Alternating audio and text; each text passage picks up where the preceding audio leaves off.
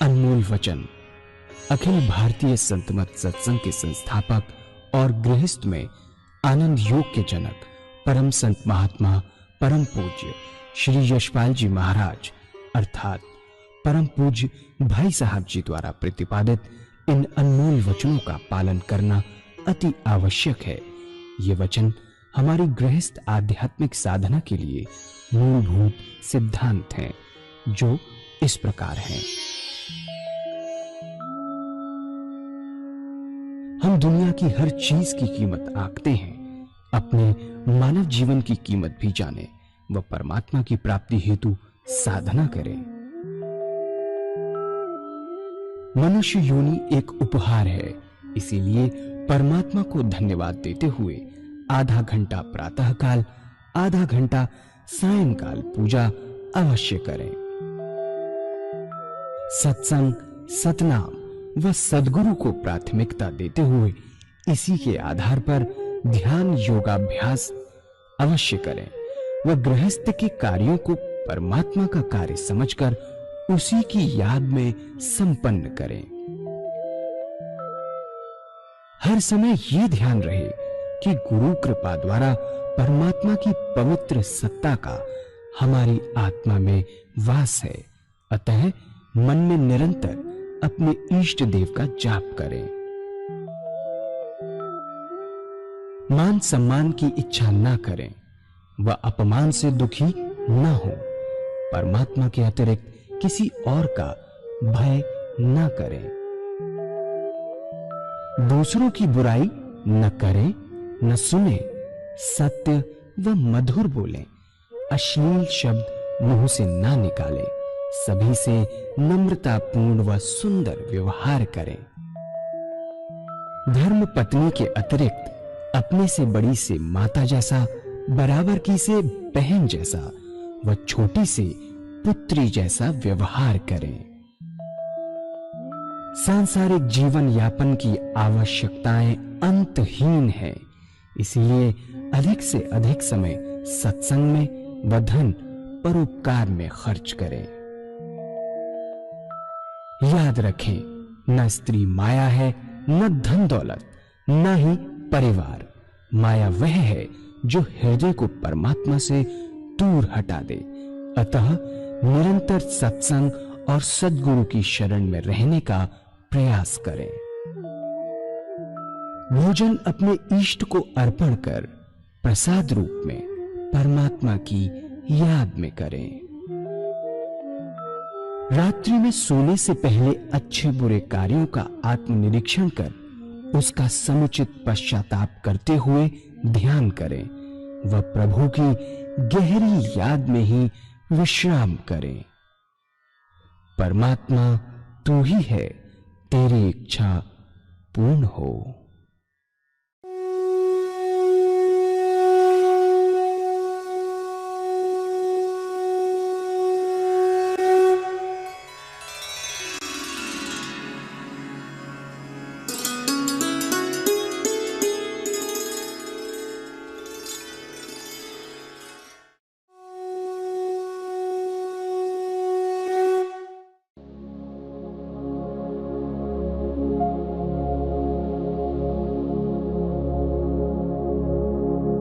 जय सद्गुरुदेव जय पद शरणम श्री स्वरूप चरणों शरणम।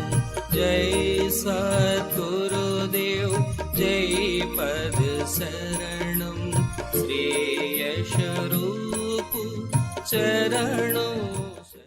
पूज्य माता और बंधुओं, हमारा जो रास्ता है वो ध्यान योग आनंद योग का रास्ता है। आनंद योग, ध्यान योग। ध्यान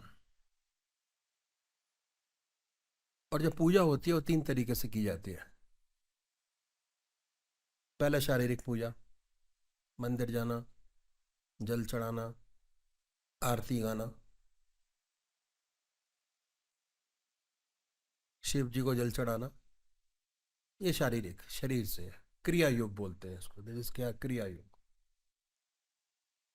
इसमें जब जाते हैं तो घर ग्रस्त की चीजें सोचते हुए चले जाते हैं। शिव महाराज जी को जल चढ़ाया, तब आपका ध्यान आपके इष्ट के चरणों में लगा, और जैसे ही लौट के वापस आए फिर उसी क्रिया से वापस आ जाते हैं। जैसे गए थे वैसी वापसी हो गई। लाभ है क्रिया योग का, पर जितना लाभ होना चाहिए उतना लाभ नहीं मिलता। दरअसल में पूजा का जो मकसद है, अगर गौर से सोचा जाए, वो है चित्त की एकाग्रता प्राप्त करना, कंसंट्रेशन ऑफ माइंड, आनंद आना। और वो कब होगा? जब क्रिया योग से थोड़ा आगे बढ़ेंगे। दूसरा जो तरीका है पूजा करने का, वो है मानसिक पूजा, मन से। शरीर से तो होता ही है, पर उससे ज्यादा हमारा मन अपने इष्ट के चरणों में लगा होता है।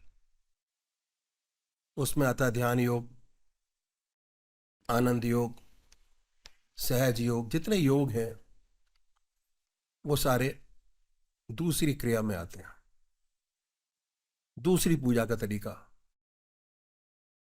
असली आनंद इसी में ही है, दूसरी पूजा में।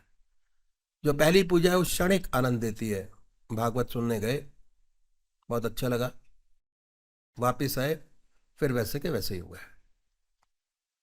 तो जितना इन चीजों से लाभ होना चाहिए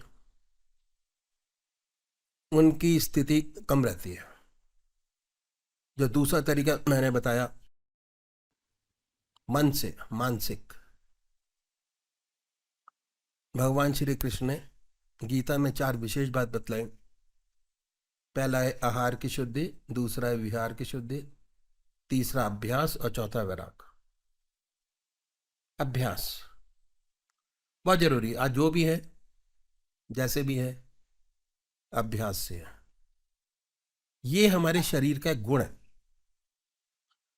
कि मन जिस चीज को रिपीटेडली करता है उसकी आदत बना लेता है। अगर सुबह 4 बजे उठने की आदत है तो आपको उठाना नहीं पड़ेगा, अपने आप आपकी नींद 4 बजे खुल जाएगी। जैसे आदत बनाने वाली बात है। और हमारा जो रास्ता है ये गृहस्थियों के लिए भी है, सब के लिए है। मोस्टली हम लोग ये समझते हैं कि 58 साल के बाद पूजा पाठ करेंगे, इस रास्ते में कदम रखेंगे, क्या फायदा पहले करने से? नहीं, 58 साल के बाद कुछ नहीं होता। लोग कहते हैं कि पहले गृहस्थ को संभालें उसके बाद ये काम करें। नहीं, साथ साथ दोनों चीजें चलनी चाहिए। और हमारे संत जितने भी हुए गृहस्थ के अंदर हुए, और बड़ा सुंदर तरीका ध्यान योग का निकाला, जो मैं आपके सामने रखने की कोशिश करूंगा। तो है क्या, पहले समझिए कि हमारी जो नेचर है वो किस तरीके की होती है। एक बार एक डॉक्टर ने प्रश्न किया, ये सब पूजा क्या फायदा, ये तो बेकार लोगों का काम है। और अक्सर जो आईटी के इंजीनियर्स वो यही कहते हैं कि भाई हमारे पास तो समय ही नहीं है, कहाँ से समय निकालें? समय बहुत है, निकालने की जरूरत है। तो क्या है, माला लेकर बैठे, आधा घंटा सुबह पूजा करें, आधा घंटा सायकाल बर्बाद करें। पूजा करने की बात नहीं करते, बर्बाद करने की बात करते। जिनके पास काम है वो तो काम करे, हम लोग तो डॉक्टर हैं। अगर पूजा में बैठ गए माला लेके तो क्या फायदा? इस आधे घंटे में 2 मरीज बचा सकते हैं। अगर पूजा में बैठ गए तो फायदा क्या? ईश्वर को किसने देखा है? सबसे बड़ी बात ये होती है कि परमात्मा को किसने देखा है कि नहीं? पता नहीं। इस चक्कर में क्यों पड़ा जाए, अपना काम सीधा साधा किया जाए। ऐसा प्रश्न डॉक्टर ने किया, इस सेवक ने उससे काउंटर क्वेश्चन किया, ये मैंने सुबह ही बताया था आपको। अब ये था कि आप सोते क्यों है। दूसरा प्रश्न हमने किया, सोते क्यों है आप। उस समय ना खाते ना बात पीते, 24 घंटे काम कीजिए, तिगना कमाइए। या 8 घंटे काम करते हैं, 3 पारी लगाएं और तीनों पारियों में सेवा करें कस के, बहुत अच्छी तरीके से। Why waste time. मैं चकरा गया। डॉक्टर साहब बोले कि आप क्या बोल रहे हैं, अगर हम सोएंगे नहीं तो बीमार पड़ जाएंगे, ज्यादा से ज्यादा 2-3 माह चलेगा और अधिक नहीं चलेगा। हम लोग तो डॉक्टर हैं, जिसे नींद नहीं आती उसे गोली देकर सुलाते हैं। उसके बाद ये पूछा कि आप गोली देकर क्यों सुलाते हैं, सोना क्यों जरूरी है। उत्तर मिला उसे रेस्ट नहीं मिलेगा तो ज्यादा चलेगा नहीं, रेस्ट नहीं मिला तो आराम बहुत जरूरी है। सेवक ने कहा कि ऐसे इंजेक्शन निकालो, इंजेक्शन दिया जाए और 24 घंटे आदमी काम करता रहे सालों साल। कहते पॉसिबल नहीं है, कितने भी इंजेक्शन लगा लो सोना आवश्यक है, सोना पड़ेगा ही। अब क्या है, हमारी जो साइंस है बहुत लिमिटेड है, शरीर तक ही सीमित रह पाई है, हम उसके बगैर सोच ही नहीं पाए। पर जो हमारी पर्सनैलिटी है वो अनोखी है, पर्सनैलिटी बहुत अनोखी है, उसको समझने की कोशिश करनी चाहिए। और हम ये शरीर नहीं है, हमारे 3 शरीर है। ये तो स्थूल शरीर है जो सामने दिखाई दे रहा है, नाक कान आंख मुंह हाथ पैर, स्थूल स्थूल शरीर है। दूसरा और भी शरीर है जो मन बुद्धि चित्त और अहंकार से मिलकर बना है, इससे सोच विचार का काम करते हैं। सोचना विचारना हाथ पैर से नहीं होता, मन से होता है। अब क्या है, तीसरा और शरीर है, उसको कहते हैं कारण शरीर। और ये क्या है, चेतना और आनंद, आत्मा। चेतना और आनंद इसी शरीर के अंदर है, ना मन के अंदर है, ना स्थूल शरीर में है, ना मन में है, ना हाथ में है, ना पैर में, किसी चीज में नहीं है। चेतना और आनंद। जहां आत्मा नहीं है वह शरीर बेकार हो जाता है। जिसे हम इतना प्यार करते हैं, आत्मा निकल गई, शरीर बेकार हो गया। तो ये भूल जाते हैं कि हमारे 3 शरीर हैं, हम सब कुछ आउटर बॉडी को ही समझ बैठे हैं, स्थूल शरीर को। अब देखिए सोने में क्या होता है, जब तक मन के अंदर विचार चलते रहते हैं तब तक नींद नहीं आती, आती नहीं है, नींद ही नहीं आती। सोने में होता क्या है, जब हम सोते हैं ना आंख देखने का काम करती है, ना सूंघने का काम करती है नाक, ना कान सुनने का काम करते हैं, ना हिलते डुलते हैं, ना हाथ काम करते हैं, ना पैर काम करते हैं। तो आपकी जितनी इंद्रियां हैं वो निष्क्रिय हो गई, उन्होंने अपना अपना काम छोड़ दिया। इसी का नाम रेस्ट है, रेस्ट इसी को कहते हैं। क्रिया रूप से यही होता है, जब ये इंद्रियां निष्क्रिय हो गई तो इनका आधार है मन, ये मन में सिमट जाती हैं और इनको ताकत मिलती है मन से, खाने से नहीं मिलते, है ना। क्योंकि खाने के सबके ढंग अलग अलग हैं, किसी को अच्छा मिलता है किसी को नहीं मिलता। मगर सुबह उठता है तो सारे चेतन अवस्था में उठते हैं, चाहे रात को दूध मिला हो या ना मिला हो, घी मिला हो या ना मिला हो। इंजेक्शन से नहीं मिलता, इंद्रिया सिमट गई मन में, और जब सुबह उठे ताजगी महसूस करते हैं, अपने अंदर काम करने की शक्ति है, ताकत है। यदि ना सोएं तो दिन भर जम्बाई लेते रहेंगे, कोई काम नहीं होता। कोई दूसरा पूछता भी है तो कहते भाई रात को नींद प्रॉपर नहीं पड़ी। तो इस शरीर को रेस्ट देना बहुत जरूरी है। ऐसे ही हमारा सूक्ष्म शरीर है जिससे हम सोच विचार का काम करते हैं। सोच विचार सूक्ष्म शरीर से होता है, मन से। इसको भी नींद देना बहुत आवश्यक है। और हमारे ऋषियों ने, महर्षियों ने इस बात को जाना और उन्होंने कहा कि आधा घंटा सुबह और आधा घंटा सायंकाल पूजा करना बहुत आवश्यक है। भगवान की आराधना करो, पूजा करो या करो, परमात्मा की पूजा करोगे तो भगवान में चित्त एकाग्र होगा, चित्त निरोधक अवस्था अपने आप आ जाएगी।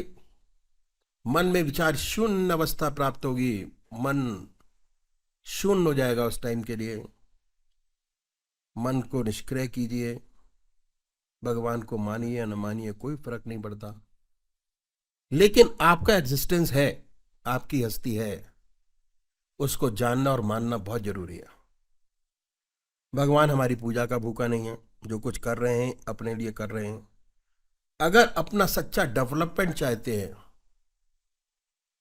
तो तीनों शरीर का विकास करना बहुत जरूरी है। रेस्ट देना, जिस प्रकार शरीर को रेस्ट दिया उसी प्रकार मन को भी रेस्ट दीजिए। मन का काम है सोचना विचारना, एक जगह लगा दिया तो क्या हुआ, अपने आप अगर एक जगह एक चीज पर आप लगाना शुरू करेंगे और विचार शून्यता अपने आप आनी शुरू हो जाएगी। विचार शून्य होना शुरू होगा, उसका सीधा संबंध आत्मा से हो गया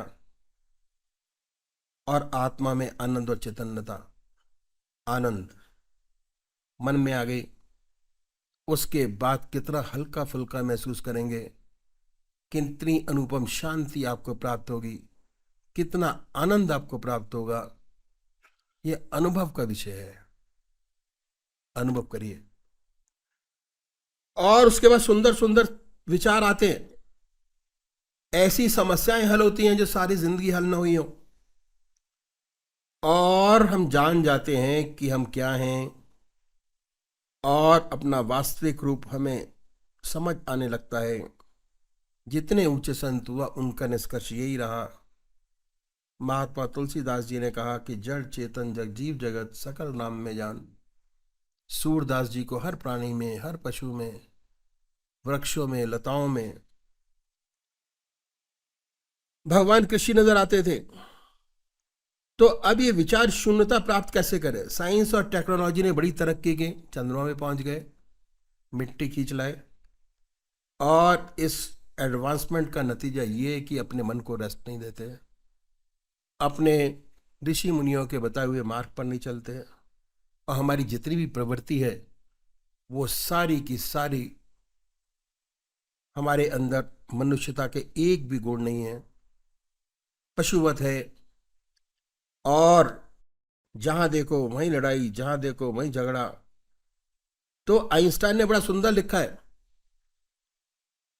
कि मैं नहीं जानता दुनिया का तीसरा विश्व युद्ध कैसे लड़ा जाएगा, पर यह पूर्ण रूप से जानता हूं कि चौथा विश्व जो हुआ तो डंडे और पत्थरों से होगा। बिल्कुल सही लिखा है, बहुत बुरी हालत है। इसलिए पूजा बहुत आवश्यक है। कहा है जब दिल को नींद आ जाती है और वो भी गाफिल होती है, तब मैं अकेला होता हूं और यार की महफिल होती है, तब परमात्मा का दिव्य दर्शन होता है, सच्चा ज्ञान प्राप्त होता है। अगर सच्चा विकास चाहते हैं, संसार का हित चाहते हैं, दुनिया के हित चाहते हैं, तो आपको अपने मन को रेस्ट देना पड़ेगा। और हमारे ऋषियों ने जो ग्रस्त के अंदर हुए, बड़ा सुंदर तरीका हमारे सामने रखा, जो मैं आपके सामने रखने की कोशिश करता हूं कि चाहे आप गृहस्थी हो, चाहे सन्यासी, किसी भी धर्म का मानने वाले हों, आपको आधा घंटा प्रातः संध्या वंदना अवश्य करनी चाहिए और आधा घंटा सायंकाल। ये 2 समय निश्चित कर दिए कि आधा घंटा सुबह और आधा घंटा सायंकाल आपको टाइम देना ही चाहिए अपने लिए, अपने शरीर के लिए, अपने मन के लिए। और हमारे देश में 99% लोग परमात्मा को मानते हैं और ईश्वर को मानने वाले, और अपने तरीके से सब परमात्मा की आराधना करते हैं। कोई ऐसा नहीं है जो परमात्मा की आराधना ना करता हो, चाहे वो 5 मिनट के लिए करते हो। अगर उनसे पूछें कि इस पूजा क्या क्या लाभ, तो 2-4 बात बताने के वे खामोश हो जाते हैं। पहली बात ये कि भाई ईश्वर का नाम लेना बहुत अच्छी बात है, हमारे दादाजी पूजा करते थे, हमारे पिताजी करते हैं, हम करते हैं, और हमारे देखा देखी बच्चे भी करते हैं। गॉड फियरिंग अच्छा है, और इससे ज्यादा क्या चाहते हैं? अगर पूछे कि इस पूजा का आपको कोई लाभ हुआ, ऐसे बहुत कम लोग होंगे जो ये कहेंगे कि हुआ। इन संतों ने कहा हम एक तरीका ऐसा आपके सामने रखते हैं अगर इस तरीके से आप पूजा करेंगे तो आपका विशेष लाभ होगा, चित्त की एकाग्रता प्राप्त होगी, कंसंट्रेशन ऑफ माइंड, जो बहुत जरूरी है करना। और अगर कंसंट्रेशन ऑफ माइंड की आदत पड़ जाए, ध्यान करने की आदत पड़ जाए, तो उसका जिंदगी में हर पहलू पर हर जगह लाभ है। चाहे वो स्टूडेंट हो, चाहे वो आईटी इंजीनियर हो, चाहे वो इंजीनियरिंग करता हो, चाहे किसी भी डिपार्टमेंट में काम करता हो, कंसंट्रेशन की आदत अगर पड़नी शुरू हो जाए तो मन इतना कंसंट्रेट होकर काम करता है कि कोई भी समस्या उसके सामने नहीं आती। विशेष लाभ होगा। हर मजहब में दो तरीके के व्यक्ति हैं, एक साकार पुजारी और दूसरे निराकार। बहुत पुराने जमाने से चले आ रहे हैं, कोई नई बात नहीं। आपस में वाद विवाद भी होते हैं और झगड़े भी होते रहते हैं, पर आज तक दोनों कायम है। बात ऐसी है कि मनुष्य का स्वभाव कुछ ऐसा ही है, किसी को चेहरे से प्यार होता है, किसी को शक्ल से प्यार होता है, किसी को मूर्ति से प्यार होता है, किसी को मूर्त से प्यार होता है, और किसी को शक्ल से प्यार नहीं होता। जिन्हें शक्ल से प्यार होता है वो साकार पुजारी, जिन्हें शक्ल से प्यार नहीं वो निराकार। तो इन संतों ने दोनों के लिए रास्ता बताया। क्या? जो साकार पुजारी है उनका सबसे पहला काम एक इष्ट का निश्चित करना। इष्ट कौन? परमात्मा की वो मूर्त या वो मूर्त जिसमें आप परमात्मा की सबसे ऊंची भावना डाल सकते हो, उसको अपनाइए। यह भगवान की वो मूर्त जिसमें आपको टोटल विश्वास हो, उसको अपनाए। या वो मूर्त जिसमें भगवान की ऊंची भावना डाल सकते हो, उसको अपनाए। दोनों एक ही चीज है। उसको फिर बदले नहीं, और उसके लिए एक इष्ट का निश्चित करना बहुत जरूरी है। जितने हमारे संत महात्मा हुए, चाहे गुरु नानक देव देखिए, चाहे संत कबीर, क्या तुलसीदास, क्या नामदेव, क्या ज्ञानदेव, सब एक इष्ट के पुजारी थे। गुरु नानक देव एक इष्ट के पुजारी थे, एक मंत्र था उनका, और उसी में ध्यान अवस्थित रहते थे। अपने मंत्र का जाप करते और ध्यान अवस्थित रहते।